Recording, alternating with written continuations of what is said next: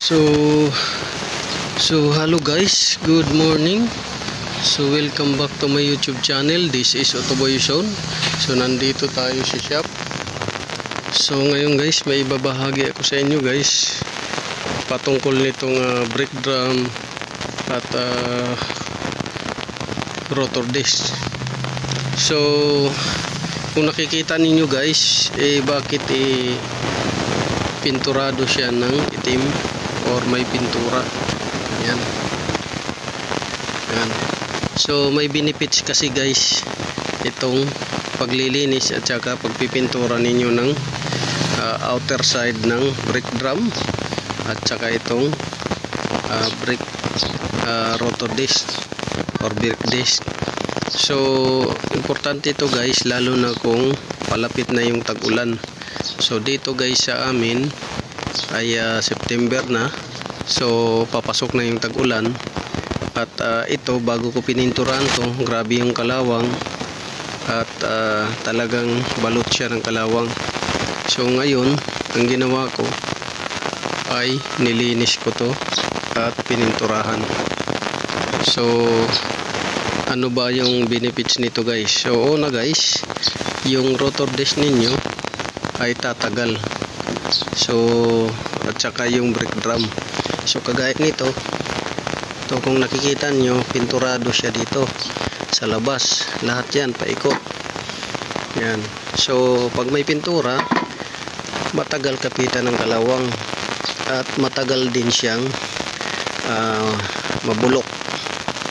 So yan, pati dito sa gitna mayroon yung pintura. Ayan, pinturado yan sa gitna, sa loob. At dito sa labas, ganun din yung isa, labas at saka loob may pintura. Yan. At itong rotor disc, may pintura dito sa labas at sa loob. Yan.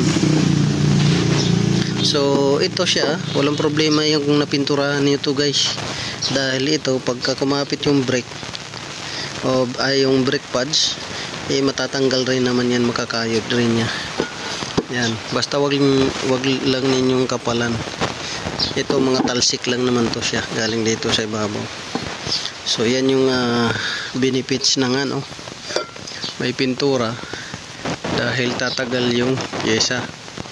So mahal-mahal din itong drum na to, tsaka disc kung medyo mabalot na siya ng kalawang. Tapos ito, dahil tag-ulan na, so pinturahan na rin natin yan. Yan guys, pinturahan na rin natin yan para matuwa yung may-ari at mawala yung mga nabakbak. So dating may pintura yan, kaso nabakbak na, so unti-unti na siyang kinakapitan uli ng mga kalawang. So mags to guys, alloy, pero katagalan kasi nito, pag nabalot na ng asin-asin, nagbabakbakan rin yan, ninipis, hihina. So yan yung so yun lang ang may share ko sa inyo guys, itong topic natin ngayon.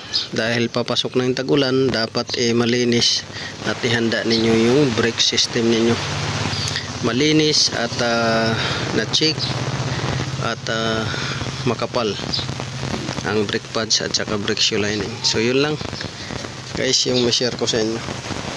At lalo na dito, yan, pininturahan din natin yan dahil tag-ulan na nga. At saka ito, brake pads, pinturado din yan. Ayan, para hindi kalawangin. So yun lang guys, maraming salamat. Sana'y nakakuha kayo ng kunting kalaman dito sa binahagi ko sa inyo. This is Otoboy Zone.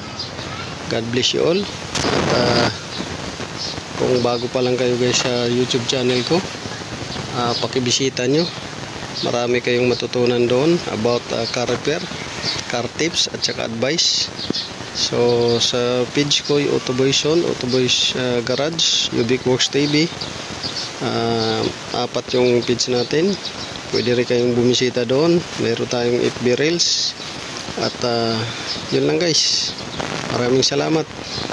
God bless you all.